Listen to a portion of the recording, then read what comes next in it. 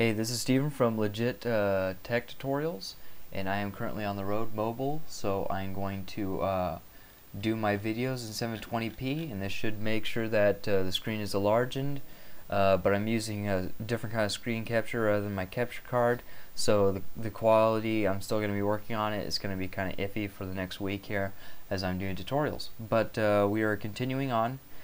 We are on tutorial number 11, which is interfaces. Now, interfaces, I don't really have too much experience with. You'll see that there's kind of not really a place for them. So I'll show you. They kind of do make a little bit of a sense. First, let me talk about what it is. So basically, let's say, I mean, this is kind of mainly as far as I'm going to go with it. Too much is talking about it and just showing you how to make one, because it's just pretty easy. But interfaces are basically, you know how you have a, for example, our interface is going to be a road vehicle. So for example, a road vehicle, of course a road vehicle, we're going to say a passenger road vehicle. A passenger road vehicle is always is going to have four wheels, obviously. So you're going to say you're going to get the wheelbase, right? The distance between the width and the front and back wheels. So every car is going to have a wheelbase. Every car is going to have a curb weight. So you're going to add those getters and setters into an interface, requiring that all those things that implement that interface have to have those specific things. So for example, let's say other than that, that's pretty much it. So let's say you have a car and only certain wheels will fit on your car. That's exactly what an interface is. You have to have a certain type of class in order to use an interface. So for example, like I said with the car, you have a certain number of seats. Every car's got a seat. You got a set of seats in there. So you have a certain number of seats. So you're going to have a getter and setter of seats, and you're going to have, you know, that kind of thing. And you're going to have variables of the seats, which are final, which will be final.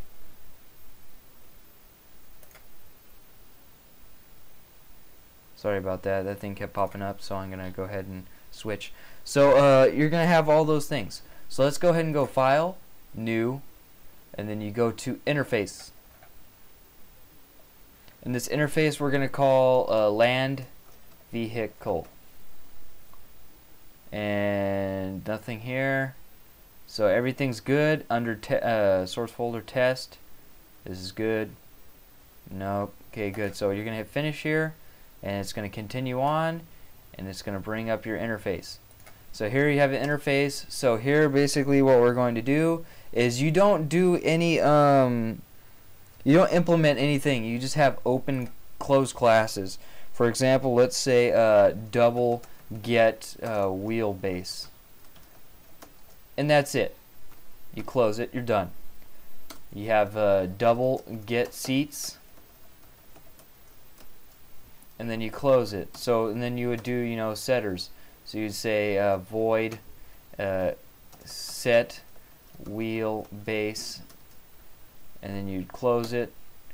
Void, but you would do, you know, some sort of implementation, int a wheelbase, and void set seats, and then you say int a seats, and then you would have something like you know, you'd have some other stuff that would be, for example, the engine size, rear wheel drive, front wheel drive. All those things are part of a car. So whether it's a SUV, a truck, a sedan, a coupe, a sports car, all those stuff is all going to have the same thing in there. So that's why you would use something like an interface. Now, you could also do, you know, you could say wheelbase, int wheelbase. So now on every one of those, you're going to have that in there.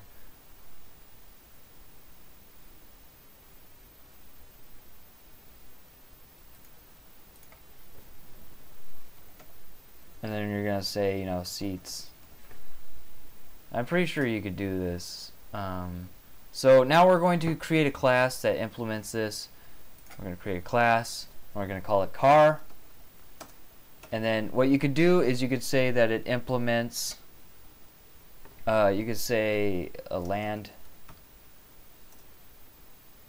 but I think that you would have to select some sort of interface thing here.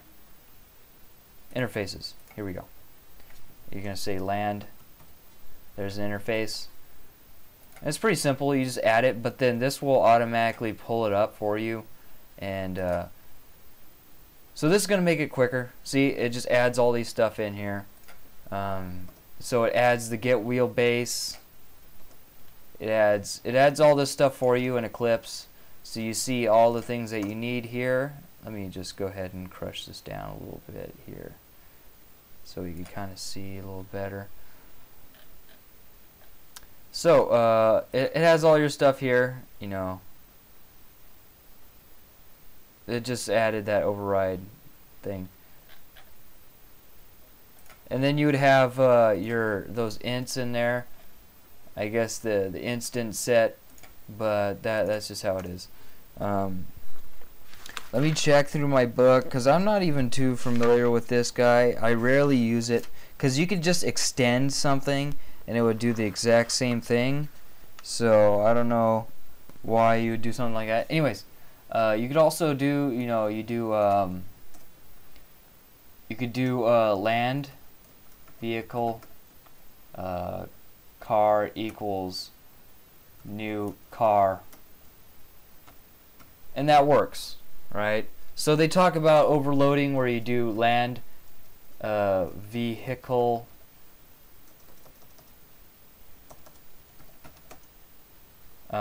you say truck. Let's say we did a class called truck, but let's say we did a class called truck, and they talk about, overloading like this, for example. But why would you do that? It doesn't really make any sense to overload it like this and then tell it to go like this. You say car dot set seats. It doesn't know which one to call, because they're both cars, but they're both two different objects. So I don't know why you would do that. There's other things that we'll go over later of how to do interfaces, but this is the main thing that you need to know. Basically what you're going to do with it is that you have it here to set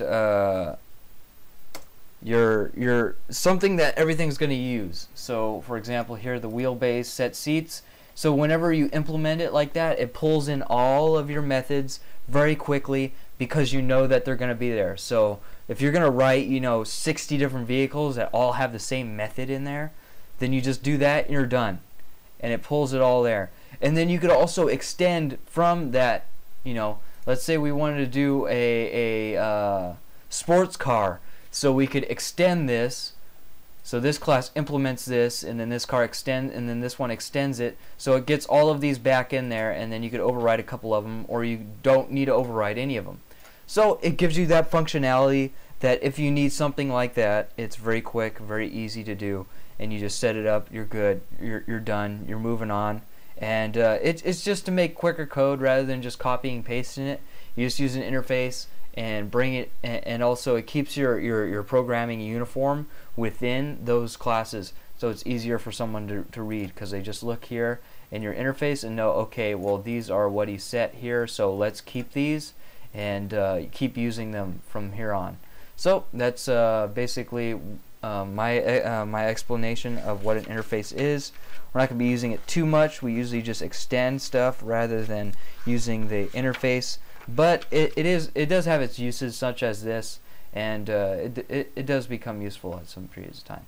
So now explain what's going to happen next. So this is the end of my series for beginning Java. We're going to begin, I don't know what I'm going to call it. It's probably going to be intermediate Java something, which is going to be the next portion, which is going to be advanced topics that get you learning and get you thinking more of a programmer and what it would be like to be in the industry, things like that. Because now you get now you know all the basics. So we're going to mess around with other libraries and other functionalities that you don't really need to know, but are great to learn in order to get you thinking like a programmer and get you to come up with ideas faster and know what it's like and be able to adapt from there. So this has been Steven from LegitTechTutorials, and this is my beginning Java 11 interfaces. Stay tuned for my next portion of this series, which is all going to be in the same playlist on YouTube, but it's going to be called Intermediate something or something like that. And it's going to be a lot of cool stuff in there. So I'll see you then. Thanks for watching, and see you next tutorial.